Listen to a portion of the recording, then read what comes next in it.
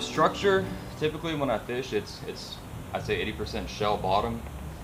Um, you know, when the sun's out, you can really see that shell.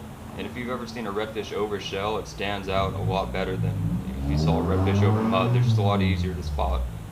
And then typically they hang to the shell just because the shell attracts bait, mullet, shrimp like that. So wherever there's shell, there's going to be predator fish like redfish, flounder, trout. Um, But of course, shell, you're going to get hung up a lot, so you can't do any blind casting. The only casting I do that's not on top water is if I see a fish. I won't do any blind casting with soft plastic, only with the top water or not a gulp, a strike pro.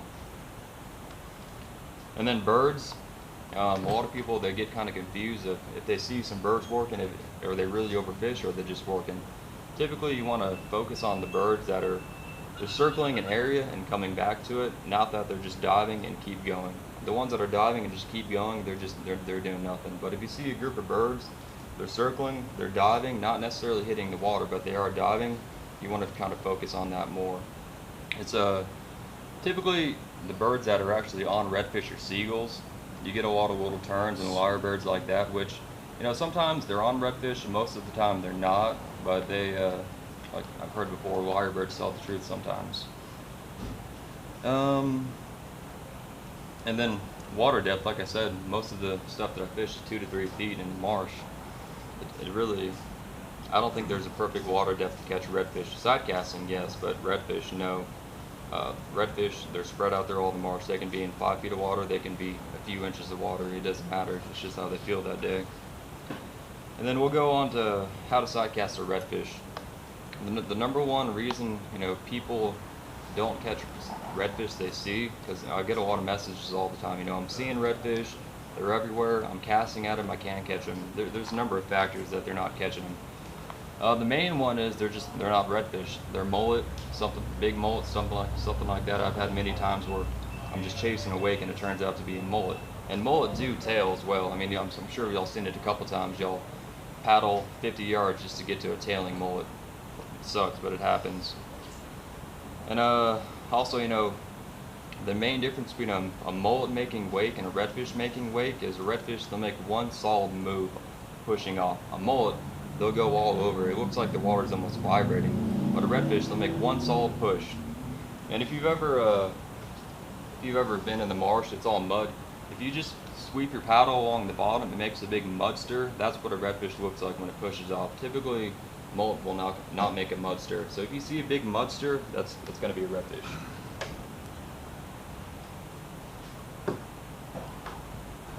And then I've gone over it in articles, I'm sure y'all read it a few times, but then another thing to consider is when you're side casting and you see a redfish, you gotta figure out which direction he's facing, because a couple inches can make the difference between catching redfish and not catching redfish.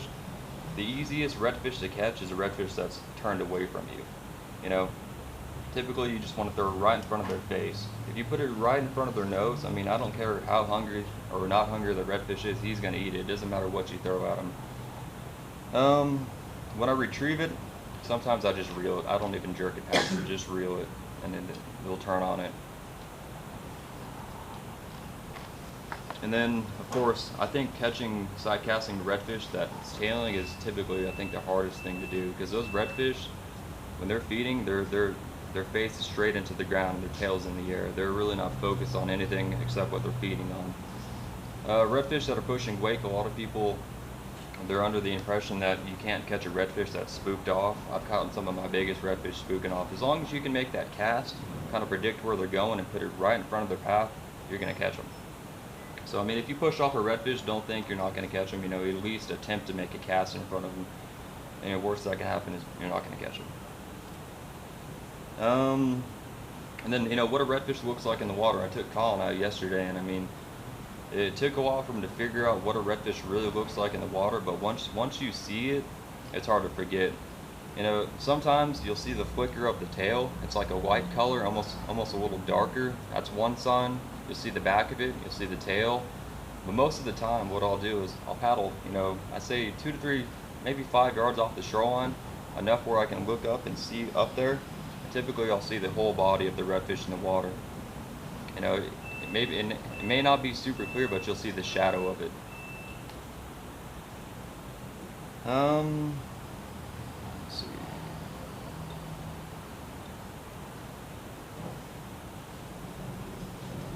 So when I'm out kayak fishing, I have a routine of how I like to cover water.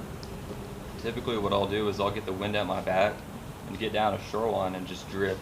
If you do that, you don't have to paddle. If you have a rudder, that's even better, because you can drift the whole shoreline sometimes without even paddling. Just take your time down it, pushing wakes, throwing popping corks, throwing top waters, throwing the strike pros.